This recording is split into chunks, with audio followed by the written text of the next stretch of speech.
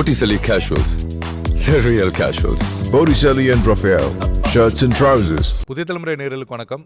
Election tax 2024 பகுதியில் இதுவரைக்கும் கட்சிகள் ஒவ்வொரு தொகுதிகளில் எந்த அளவுக்கு செல்வாக்காக இருக்கிறாங்க, வேட்பாளர்கள் எந்த வேட்பாளர் எங்கே செல்வாக்காக இருக்கிறாங்க உள்ளிட்ட பல்வேறு விஷயங்களை தனித்தனியாக பல்வேறு நிகழ்ச்சிகளில் பார்த்துருக்கோம். திமுக அதிமுக வேட்பாளர்களை யார் போட்டிடுவாங்க, பாஜக தரப்பில் யார் போட்டிடுவாங்க அப்படின்னு உத்தேச வேட்பாளர்கள் பட்டியல் குறித்தும் நம்ம பார்த்தோம். அதில் பெரும்பாலான வேட்பாளர்கள் நம்ம பேசியபடியே வேட்பாளராக அறிவிக்கப்பட்ட விஷயங்களையும் நம்ம பார்த்துருக்கோம். அதே போல் ஒரு கட்சி தனிப்பட்ட முறையில் தொகுதிகளில் எந்த அளவுக்கு அவங்களுக்கு செல்வாக்கு இருக்குது உள்ளிட்ட விஷயங்களையும் கடந்த நிகழ்ச்சிகள்லாம் நம்ம பார்த்துருக்கோம்.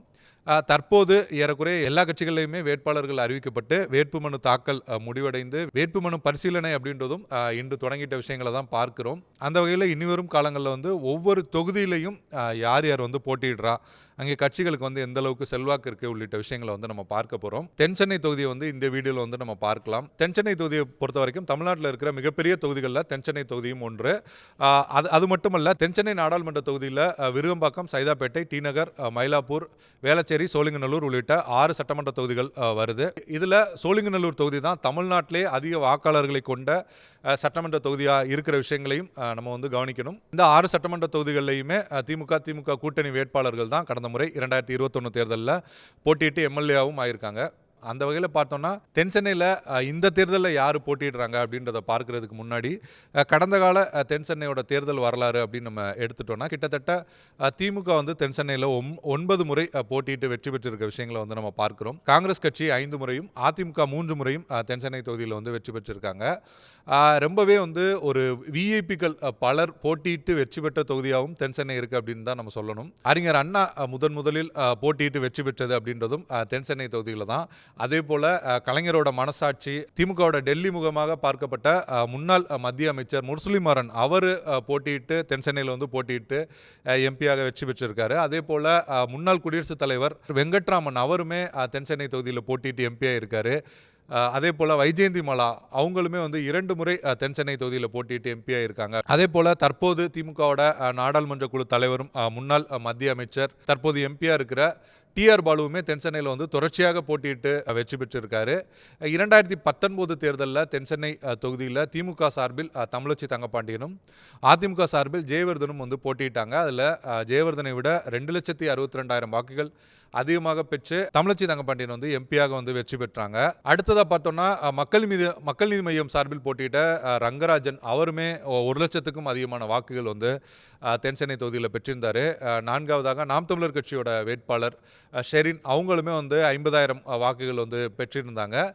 இந்த முறை யார் தென்சென்னை தொகுதியில் போட்டியிடுறா அப்படின்னு பார்த்தோம்னா 3 பெண்கள் போட்டியிடுற தொகுதியாக தென்சென்னை இருக்குது. அதிலும் குறிப்பாக சொல்லணும்னா 3 பேரோட பேருமே தமிழ் அப்படின்னு அவங்களோட பெயர்கள் ஆரம்பிக்கிற விஷயங்களையும் நம்ம பார்க்குறோம். திமுகவில் பார்த்தோம்னா தமிழச்சி தங்கப்பாண்டியன் சிட்டிங் எம்பியான தமிழச்சி தங்கப்பாண்டியன் மீண்டும் வேட்பாளராக களமிறங்கியிருக்காங்க.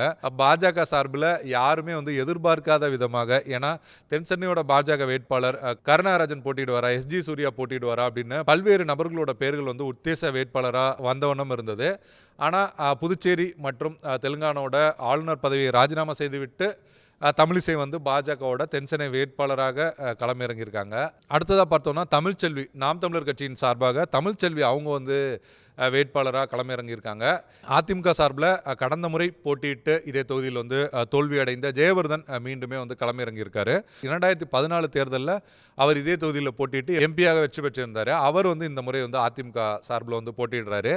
இந்த 4 வேட்பாளர்களை பார்த்தோம்னா இன்னொரு ஒற்றுமை அப்படின்னு பார்த்தோம்னா 3 வேட்பாளர்கள் ஏற்கனவே மிகப்பெரிய அரசியல் தலைவர்களோட வாரிசுகளாக இருக்காங்க. அந்த வகையில் முன்னாள் அமைச்சர் தங்கப்பாண்டியன் அவரோட மகள் தமிழச்சி தங்கப்பாண்டியன், அதே போல் காங்கிரஸோட மூத்த தலைவர் குமரியானந்தன் அவரோட மகள் தமிழிசை சவுந்தரராஜன், அடுத்ததாக ஜெயக்குமார் அதிமுகவோட முன்னாள் அமைச்சர் ஜெயக்குமாரோட பையன் தான் ஜெயவர்தன் அப்படின்னு 3 தலைவர்களோட வாரிசுகள் இந்த தொகுதியில் போட்டிடுறாங்க.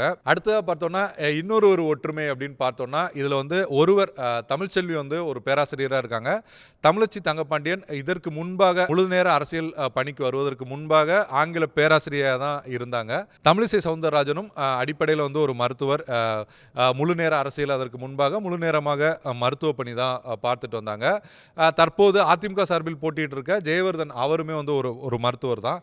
அந்த வகையில் 2 முன்னாள் 2 பேராசிரியர்கள் 2 மருத்துவர்கள் அப்படின்னு ஒரு மாதிரியாக தென் சென்னை தொகுதியோட அந்த வேட்பாளர்கள் வந்து இருக்காங்க.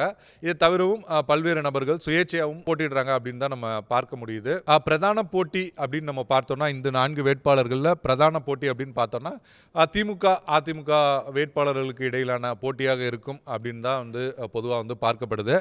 மற்ற இடங்கள் இப்போ வந்து கோவை கன்னியாகுமரி போன்ற இடங்களில் ஒரு தீவிரமான மும்முனை போட்டி இருக்கும் அப்படின்னு நம்ம வந்து சொல்லலாம். ஆனால் சென்னையை பொறுத்த வரைக்கும் திமுக அதிமுகவுக்கு இடையிலான அந்த போட்டி தான் வந்து ஒரு பிரதானமான போட்டியாக இருக்கும் அப்படின்னு தான் பார்க்கப்படுது. கடந்த 2019 நாடாளுமன்ற தேர்தலில் திமுக சார்பில் போட்டியிட்ட தமிழச்சி தங்கப்பாண்டியன் 5,64,872 வாக்குகள் வந்து இந்த தொகுதியில் வந்து பெற்றிருந்தாங்க. அதே நிலையில் இந்த நாடாளுமன்ற தொகுதிக்கு உட்பட்ட 6 சட்டமன்ற தொகுதிகளில் 2021 தேர்தலில் 5,21,023 அப்படின்ற அளவில் திமுக வந்து வாக்குகள் வாங்கியிருக்க விஷயங்களை தான் பார்க்கிறோம்.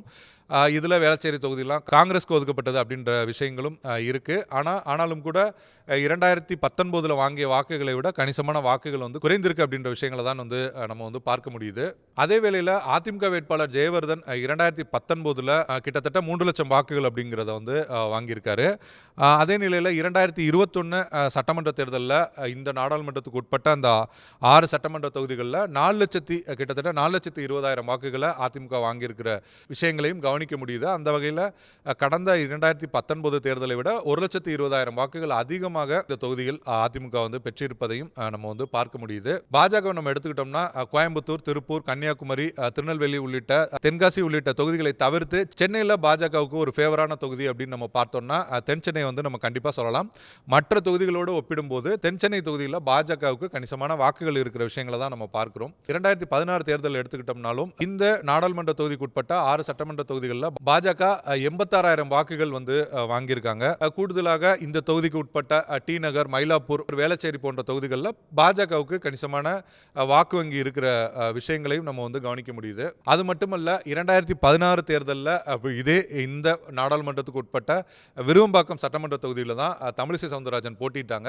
கிட்டத்தட்ட 10% அதிகமான வாக்குகளை அவங்க பெற்றிருக்க விஷயங்களையும் வந்து நம்ம பார்க்கிறோம். அதே போல் பாமகவுமே பாஜக கூட்டணியில் இருக்கிறதால 2016 தேர்தலில் பாமக இந்த நாடாளுமன்றத்துக்கு உட்பட்ட 6 தொகுதிகளில் போட்டியிட்டு கிட்டத்தட்ட 50,000 வாக்குகள் அப்படின்றது வாங்கியிருக்காங்க. நம்ம ஏற்கனவே சொன்ன மாதிரி பாஜக தனியாக போட்டியிடும் போது 80,000, பாமகவோட 40,000 அப்படின்னு ஒரு அடிப்படையில் பார்த்தோம்னா இதுவரை வாங்கியிருக்கிற வாக்குகள் அடிப்படையில் பார்த்தோம்னா ஒரு கிட்டத்தட்ட பாஜக பாமக இணைத்து ஒரு 1.5 லட்சம் வாக்குகள் அப்படின்ற ஒரு வாக்கு வங்கி இருக்கிற விஷயங்களை தான் நம்ம கவனிக்க முடியுது. அதேவேளை 2016 இல்லை 2019 பிறகு பாஜக வந்து கணிசமாக வளர்ச்சி அடைஞ்சிருக்கிற நிலையில் இந்த பாஜக பிளஸ் பாமக கடந்த காலத்தில் வாங்கியிருக்க வாக்குகளை விட அதிகமான வாக்குகள் பெறுவதற்கான வாய்ப்புகள் இருக்குது அப்படின்னு தான் நம்ம வந்து சொல்லணும். அதே போல் தமிழிசை சவுந்தரராஜன் இங்கே வந்து வேட்பாளராக போட்டியிடுறதுமே கூட பாஜக கூடுதல் பலமாக இருக்கிற விஷயங்களையும் நம்ம கவனிக்க முடியுது. அதே வேளை பாஜக அதிமுக அந்த வாக்குகள் தான் வந்து பாஜக பெறுகிற வாக்குகள் அதிமுகவுக்கு விழுகிற வாக்குகள் பாஜகவுக்கும் அப்படின்னு அந்த வாக்குகள் பிரிவதற்கான வாய்ப்புகள் அப்படின்றது தான் ரொம்பவே அதிகமாக இருக்குது அப்படின்னு தான் நம்ம சொல்லணும். திமுகவுக்கான வாக்குகள் இந்த தொகுதியில் திமுக, காங்கிரஸ், விசிக அப்படின்னு திமுக கூட்டணிக்கான வாக்குகள் அப்படின்றது எந்தவித பிரிவு அப்படின்றது ஏற்படுவதற்கு வந்து வாய்ப்புகள் இல்லை. பொதுவாக நம்ம எடுத்துட்டோம்னா மழை வெள்ளம் உள்ளிட்ட விஷயங்களில் வந்து திமுக கூட்டணி, திமுக வேட்பாளருக்கு ஒரு சில இடங்களில் வந்து எதிர்ப்பு, அதிருப்திகள் இருக்கிற விஷயங்களையும் நம்ம வந்து கவனிக்க முடியுது. அதையும் தாண்டி திமுக கூட்டணிக்கான வாக்குகள் அப்படின்றது எந்தவித ஸ்பிளிட்டும் இல்லாமல் திமுகவிற்கு போவதற்கான வாய்ப்புகள் தான் அதிகமாக இருக்குது. அது மட்டுமல்ல கடந்த தேர்தலில் மக்கள் நீதி மய்யம் சார்பில் இதே தொகுதியில் போட்டியிட்டு கிட்டத்தட்ட 1,50,000 வாக்குகள் வந்து மக்கள் நீதி மய்யம் கட்சியும் பெற்றிருக்காங்க. 2 கட்சிகளுக்கு மாற்றாக விழுந்த வாக்குகள் அப்படின்னு நம்ம எடுத்துட்டாலும் அந்த வாக்குகள் அப்படியே திமுக கூட்டணிக்கு வராது அப்படின்னு நம்ம எடுத்துட்டாலும் கூட கணிசமான வாக்குகள் வருவதற்கு வாய்ப்புகள் இருக்குது அப்படின்னு தான் நம்ம சொல்ல முடியுது. அந்த வகையில் திமுகவோட வாக்கு வங்கி அப்படின்றது திமுக கூட்டணி கட்சிகளோட வாக்கு வங்கி இங்கே ரொம்பவே பலமாக இருக்குது. அதிமுக பாஜகவோட வாக்குகள் தான் வந்து பிரிவதற்கான வாய்ப்புகள் அப்படின்றது ரொம்பவே அதிகமாக இருக்குது. கடந்த முறை ஜெயவர்தன் வாங்கிய வாக்குகளில் அந்த அளவுக்கு அந்த வாக்குகளில் கணிசமான வாக்குகள் பாஜகவுக்கு போவதற்கான வாய்ப்புகளும் இருக்குது அப்படின்னு தான் வந்து நம்ம பார்க்க முடியுது. 4வது அடுத்ததாக நாம் தமிழர் எடுத்துட்டோம்னா 2019 இந்த தொகுதியில் போட்டிட்டு 50,000 வாக்குகள் வந்து நாம் தமிழர் வேட்பாளர் வாங்கியிருந்தாங்க. அதற்கு பிறகு 2021 சட்டமன்ற தேர்தலில் இந்த நாடாளுமன்றத்திற்கு உட்பட்ட 6 சட்டமன்ற தொகுதிகளில் 94,000 வாக்குகள் வந்து நாம் தமிழர் வந்து பெற்றிருக்காங்க. அதனால் நாம் தமிழர் கட்சிக்கும் கணிசமான வாக்குகள் இருக்கிற தொகுதியாக தான் தென்சென்னை தொகுதி இருக்குது. அதே வேளையில் மற்ற 3 வேட்பாளர்களை விட நாம் தமிழர் வேட்பாளர் அதிகமான வாக்குகளை பெற முடியுமா அப்படின்றது ஒரு கேள்வியாக தான் இருக்குது. ஒட்டுமொத்தமாக தென்சென்னை தொகுதியை பார்த்தோம்னா திமுக கூட்டணிக்கு அது ஒரு சாதகமான தொகுதியாக பல்வேறு விஷயங்களை வந்து நம்ம கணிக்கும் போது மற்ற கட்சி வேட்பாளர்களை காட்டிலும் ஒருபடி அதிகமாக சாதகமாக தென்சென்னை தொகுதி இருக்கிற விஷயங்களை தான் நம்ம வந்து கவனிக்க முடியுது. ஆனால் இனிவரும் நாட்களில் நடக்கிற பிரச்சாரங்கள் உள்ளிட்ட விஷயங்கள் தேர்தல் களத்தை வந்து மாற்றலாம். பல்வேறு விஷயங்கள் வந்து களத்தில் வந்து மாற்றமடையும் போது அது தேர்தல் முடிவுகளையும் வாக்கு செலுத்துறதுலையும் பல்வேறு மாற்றங்களையும் உருவாக்கும் அப்படின்னு தான் நம்ம வந்து சொல்லலாம். அந்த வகையில் தென்சென்னை தொகுதி அதிமுகவுக்கு இடையிலான போட்டி அப்படின்றது தான் பிரதானமாக இருந்தாலும் கூட பாஜக வேட்பாளரான தமிழிசை சவுந்தரராஜனும் கூட அதிமுக வேட்பாளரை விட அதிகமான வாக்குகள் பெறுவதற்கான வாய்ப்புகள் கூட இருக்கு அப்படின்றது தான் வந்து நம்ம பார்க்க முடியுது. அதே வேளையில் திமுக வேட்பாளரை விட அதிகமான வாக்குகள் பெற்று வெற்றியடைய முடியுமா அப்படின்றது ஒரு கேள்விக்குறியாக தான் இருக்கு. ஆனாலும் இனிவரும் நாட்களில் நடக்கிற பிரச்சாரங்கள் உள்ளிட்ட விஷயங்கள் களத்தை வந்து எப்படி வேணாலும் மாற்றலாம். என்ன நடக்குது அப்படின்றத நம்ம வந்து பொறுத்திருந்து தான் பார்க்க வேண்டும். இன்று எலெக்ஷன் டாக்ஸ் பகுதியில் நம்ம வந்து தென்சென்னை தொகுதியோட களம் எப்படி இருக்குது அப்படின்ற விஷயங்களை வந்து நம்ம வந்து பேசினோம். அடுத்ததாக சென்னையில் இருக்கிற மற்ற தொகுதிகள், மற்ற மாவட்டங்களில் இருக்கிற தொகுதிகள் அப்படின்னு அடுத்தடுத்த வீடியோக்களில் வந்து நம்ம பார்ப்போம். மேலும் இது போன்ற அரசியல் வீடியோக்களுக்கு புதிய தலைமுறை யூடியூப் சேனலை சப்ஸ்கிரைப் பண்ணுங்கள். நன்றி, வணக்கம்.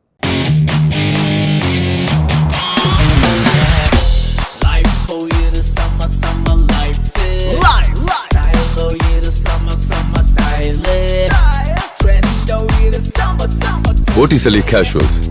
The real casuals. Botticelli and Raphael, shirts and trousers.